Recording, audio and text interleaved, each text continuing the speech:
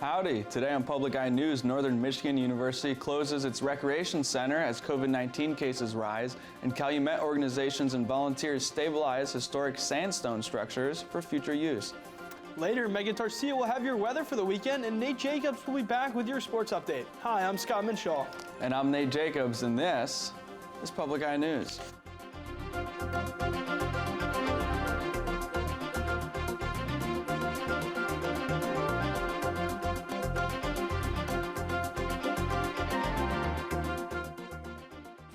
Well, COVID-19 strikes again as the most recent batch of surveillance testing at Northern Michigan University resulted in 30 new cases. In the wake of the news, NMU President Fritz Erickson pushed out new regulations. Those new changes include the restaurants Tamaki and Smoothie King, as well as Fiera's being closed until at least November 8th. As well as the food closings, the Peep and the Fit Zone locations are also closed for the next 2 weeks until November 16th. The test results reveal that there are now 74 active cases in the NMU community, 43 of which are off campus and 24 on campus. Erickson is urging students and staff to remain cautious and follow proper protocol to finish out the semester strong. And beginning earlier today, Finlandia University is hosting a mobile food pantry with the help of Feeding America.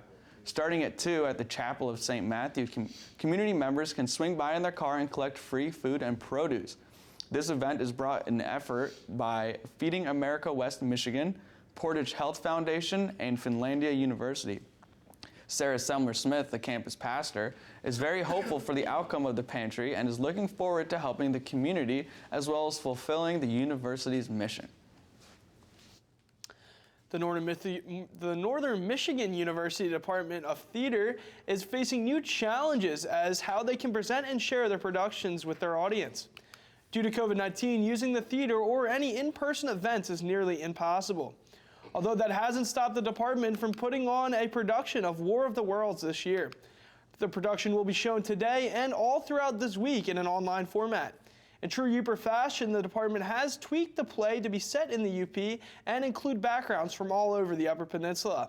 More information on the show and details on how you can watch it can be found on the NMU Theater and Dance website. A historic structure in Calumet has been saved by a group of volunteers. The building at 425 5th Street was abandoned a decade ago and was foreclosed on 2 years ago. Originally built in 1895, the structure has been home to everything from a bank to a saloon. The group who saved it hopes to restore the building and turn it into something beautiful for all the residents and visitors of Calumet to enjoy. Jeff Ratcliffe, Executive Director for the Quinoa Economic Development Alliance, said, quote, "This is the original fabric of the town. By holding on to this building, getting it ready for redevelopment, it'll be part of the process of bringing back Calumet. This is the kind of building that creates a sense of place in a town like this," end quote. Before Governor Gretchen Whitmer's COVID-19 update press conference earlier this afternoon, she signed into effect a few more laws. According to Whitmer, with the recent spike in COVID cases and deaths, she believes that these new enactments are necessary to protect the health and remove the threat. The first of the new bills deals with nursing homes now being required to report COVID information to include visitation data. The second bill opens a window to allow more volunteers and workers to help with the testing processes. The third and final bill allows certain documents to be taken care of electronically from the witnessing to the official signing and notarizing. And it's important to remember to follow COVID guidelines and mitigation processes as Region 8, Michigan's Upper Peninsula, is leading the way with the highest case rate in the state.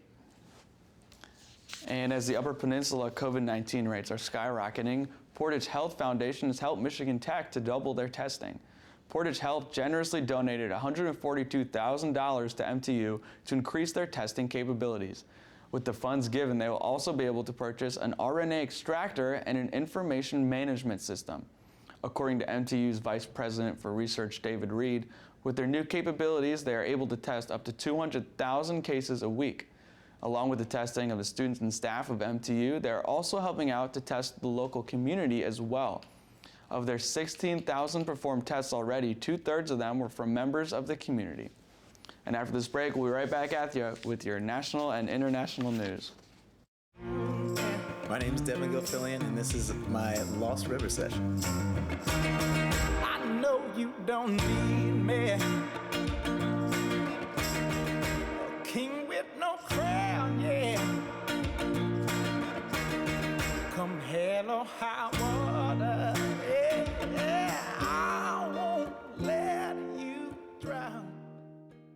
Saturday night at midnight on WNMU-TV. Welcome back. On Wednesday, the United States officially left the Paris Agreement, a global pact dedicated to help curb the effects of climate change. Other countries who are members of the agreement, including France, Britain, and Italy, have issued a joint statement expressing the regret of the United States for leaving the agreement. President Donald Trump, who is currently in the middle of a highly contested election, threatened to leave the agreement almost a year ago and has finally acted upon his threat and officially left the agreement. The UN will meet again in 2021 to discuss the climate. As voter counters work around the clock, so too are protesters. Demonstrations are planned today near the White House and outside vote counting locations across the country. Deborah Alfarone reports. In Michigan, chants of stop the count outside Detroit's vote tally location. Without citing evidence, Trump supporters say they believe what the president has told them, that there were major problems with voting and the ballot counting. Let me make this clear. We're not trying to break in. We just like to watch you count the ballots. In Phoenix, Trump supporters demanded more access to watch vote counting, even though observers from both parties were inside the election center and the procedure was live streamed. Sheriff's deputies in tactical gear guarded the location after a far-right group walked in and complained ballots marked with Sharpies were being tossed out. Election officials said Sharpie pens don't disqualify ballots. Supporters of former Vice President Joe Biden are demonstrating too. This morning, dozens circled the streets surrounding the White House, demanding a full count of the votes. This group says they're pro-Joe Biden and also anti-President Trump. They say they'll stay here at Black Lives Matter Plaza until every vote is counted. President's alluded to maybe throwing out mail-in ballots or absentee ballots, and I'm here today to just make it clear that I don't think that should happen. In New York City, police clashed with demonstrators supporting Biden and made at least 50 arrests. There were also protests in Las Vegas, Seattle, and Los Angeles. You have 5 minutes to disperse. In Portland, the National Guard was called up and a riot declared. Election officials across the country have repeatedly said vote counting is continuing as expected, and there have been no reports of fraud. Deborah Alfarone, CBS News. As voting day came and went with still no clear victor in the presidential race, many states took action for themselves and police arrested protesters. Police intervened in Seattle, Minneapolis, and Portland as protesters waited outside of polling places demanding to be let inside. The protests began after disputes over voting and the counting of ballots. 600 demonstrators in Minneapolis were arrested after marching onto an interstate. 10 protesters were arrested in Portland after the demonstrations turned violent and included window smashing and throwing of fireworks. In Oregon, Governor Kate Brown called in the National Guard to help control the riots. And after a small gathering of protesters in Detroit, Michigan Attorney General Dana Nessel reminded others about the varying levels of checks and balances that ensure an accurate election. Is underway in Denmark to put down millions of minks because of COVID concerns. The animal, prized for its fur, is at the center of several coronavirus outbreaks that have spread to the people. Riley Carlson has a story from London.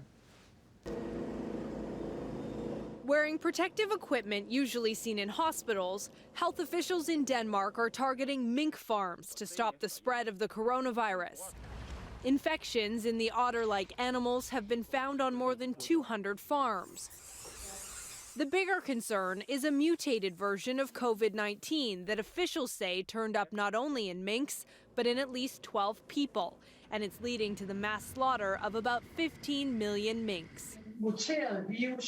The country's prime minister says the mutated virus could interfere with the effectiveness of a future vaccine. Denmark is one of the world's biggest mink exporters, and the killing could cost the industry nearly $800 million. But the government says farmers will be compensated. Residents across the infected region are being advised to get tested so officials can make sure the mutated virus hasn't spread any further. Riley Carlson, CBS News, London. Don't touch that dial, because after this break, Megan will be back with the weather and Nate will be back with your sports. Stay tuned.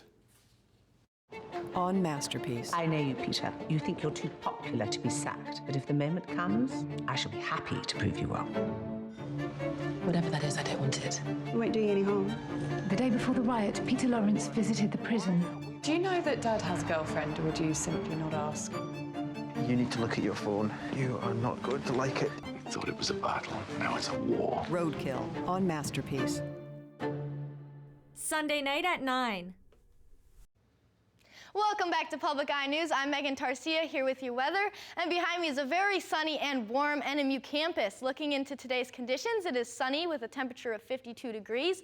Our winds are northeast at 5 to 10 miles per hour, and our barometric pressure is 30.05 inches and rising. Looking into tonight's condition, it is partly cloudy with a low of 41, and our winds are south-southwest at 12 miles per hour. Tomorrow's conditions will be partly cloudy with a high of 62, and our winds will be southwest at 8 miles per hour. And looking across the UP is sunny throughout. Starting in Sault Ste. Marie is 58, Manistique 60, Escanaba 64, down in Menominee 68, Iron Mountain 67, Ironwood is 61 and partly cloudy. Up in Houghton is 59, and here in Marquette is 52 and very sunny. Looking ahead at our weekly conditions, starting with Saturday, it'll be a high of 65 and a low of 50 and cloudy. Sunday will be a high of 62 and a low of 56 and cloudy skies. And Monday will be a high of 64 and a low of 39 with rain showers. Now going over to Nate Jacobs with our sports. Thanks, Megan. Well, tonight's Thursday night football game is between the Green Bay Packers and the San Francisco 49ers. Both teams are looking to bounce back this week after both suffering losses in their recent games. Green Bay dropped a surprising one last week at the hands of the Minnesota Vikings. And the 49ers are coming off a tough loss at the hands of the red-hot Seattle Seahawks as they continue to struggle to stay healthy. They're without their quarterback in Jimmy Garoppolo, who is out due to an ankle injury he suffered last week. They're also missing star tight end George Kittle. Kickoff between these two NFC teams is set for 8:25 tonight. Also surrounding the NFL and Thursday Night Football, the 49ers team closed all their facilities yesterday due to a positive COVID-19 test. The 49ers wide receiver Kendrick Bourne tested positive and is in quarantine. On the flip side, Packers running back Jamal Williams and A.J. Dillon are ruled out of tonight's game due to COVID protocols. Green Bay is going into the game with only 2 active running backs. The Tampa Bay Buccaneers have activated wide receiver Antonio Brown off the suspended list, and he is eligible to play this Sunday against the New Orleans Saints in a very tight NFC South matchup. If New Orleans can win this game, they would have set their season tiebreaker on Tampa Bay that could have playoff implications for both teams. And looking at some of the matchups this weekend throughout college football, a couple of top 25 matchups are happening. Number 9 BYU travels to take on number 21 Boise State, and the number 23 Wolverines are looking to bounce back after a devastating loss to Michigan State last week as they take on number 13 Indiana. 2 top 10 matchups this week are coming up as number 8 Florida takes on number 5 Georgia. Florida is still yet to receive any additional sanctions for their brawl last week. Also, number 1 ranked Clemson without quarterback Trevor Lawrence tries to stay on top as they take on number 4 ranked Notre Dame. Well, that's all the sports news I've got, but I heard you got some interesting news over there, Scott. Well, there is. A Wisconsin man has been officially warned by the Wisconsin State Patrol for the way he was transporting his snowmobile. The 23-year-old driver had the snowmobile strapped sideways on the roof of his Toyota Corolla. He told troopers he had just bought the snowmobile and was bringing it over to his friend's house to show it off. According to the driver, the sight isn't so unusual in the region, but is seen more on the back roads. Well, Nate, I don't know about you, but I wouldn't feel too comfortable bringing a snowmobile on a Toyota Corolla. It's kind of a small car for that. Well, it's a little risky for sure, but hey, if you want to show it off to your friends, it's a new snowmobile. Yeah, I don't blame him too much. Got to do what you got to do to show off your new toys and new stuff, but I don't know. Something about a Toyota Corolla having a snowmobile on it sideways. And on that note, that is all we have today on Public Eye News. I'm Scott Minshaw. I'm Nate Jacobs. Thank you for tuning in, and tune in tomorrow.